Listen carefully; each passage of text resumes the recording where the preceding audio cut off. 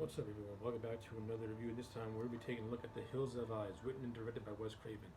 Hills Have Eyes, to me, is the better version of Last House on the Left. It has similar themes to Last House on the Left, but is also quite different to itself. Alright, I'm going to try and make this review as short as I possibly can. Overall, I think The Hills Have Eyes is, like I said, a much better movie than Last House on the Left. I think Craven, as a director, has a much more better grasp behind the directorship with this movie. This movie has a much better has a much better look to it, has a better feel, has a better setting. You know, this movie taking place in the desert immediately gives it this very creepy, suspenseful atmosphere. It gives it a foreboding atmosphere as well. And you really get that sense of isolation and the sense that there is no help from where these people are. So right off the bat, Craven's got that down pat. Not only that, to me, this movie has a much better set of characters. You know, you got the Carter family, which is like this this white bread all-American family, and then juxtaposed to that, you have the Farrell family, this inbred cannibalistic family that pretty much goes up against the Carters and wipes out half that family, with the exception of Bobby, Brenda, Doug, and Doug's little baby daughter. And you pretty much got the remnants of the Carter family trying to fight off the cannibalistic Farrell family, and it leads to a bloody, bloody brawl between these two families. You know, you got Bobby and Brenda trying to fight off Papa Jupiter, who is the leader of the Farrell family, while at the same time, Doug is trying to save his daughter from being eaten alive, at the same time trying to fend off Mars, who's pretty much the second in command of the Farrell family. And all the while, you got the character of Ruby, who is a part of the Farrell family, but she does not agree with her family, and she helps out the regular family. So you got some interesting things happening with this family feud, which I think is actually really, really good. And I think for the most part, Craven handles it fairly well. Now, speaking on characters, you know, you have the character of Papa Jupiter, who is gleefully over the top and gleefully menacing. You got Pluto, played by the amazing Michael Berryman, who just pops on screen. He has a very distinct look to him. And you got the character of Mars, who is equally as good. And Pluto and Mars pretty much share the same screen time with one another. Like, they're always together, I notice, in this movie. So they're great as well. I like Mars. Mars has like that warrior feral, has like a feral warrior quality to him. You know, Mars, the god of war. What do you expect? And you got Pluto, you know, the oddball planet, and Michael Berryman looks like an oddball.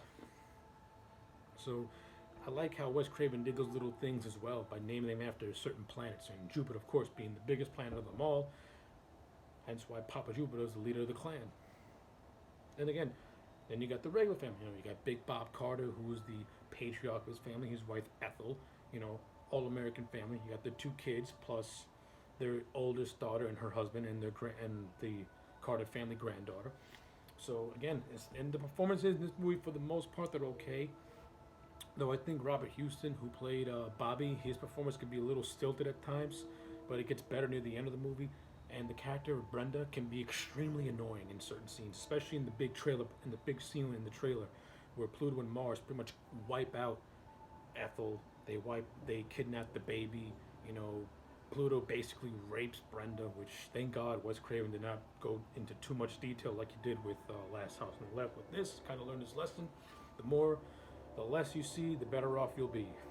That's my philosophy when it comes to the depiction of rape in movies. I don't like it, but if you're gonna do it, the less you see, the better you'll be.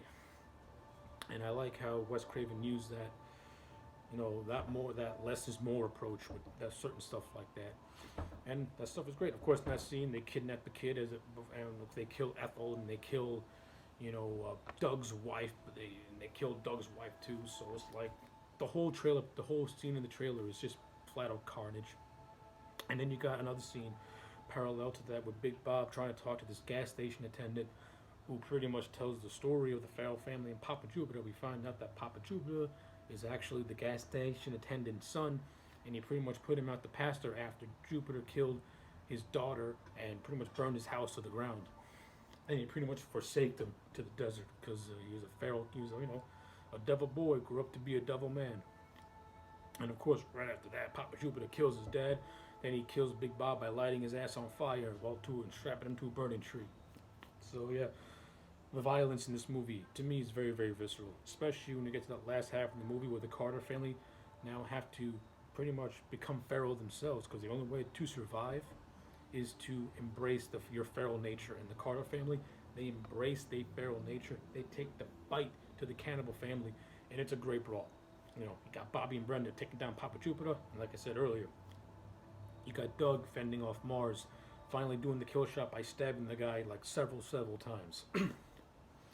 So, yeah, like overall, I think The Hills Have Eyes, and that's just like my basic bare bones opinions on The Hills Have Eyes. There's obviously much more to talk about with this movie, but I'm just gonna leave it at that. Overall, I think The Hills Have Eyes is a much, much better movie than Last House on the Left, which is why I'm giving The Hills Have Eyes a solid 8 out of 10. This movie is a classic. This is one of Wes Craven's better works in the early portion of his career, and only more is to come post Hills Have Eyes.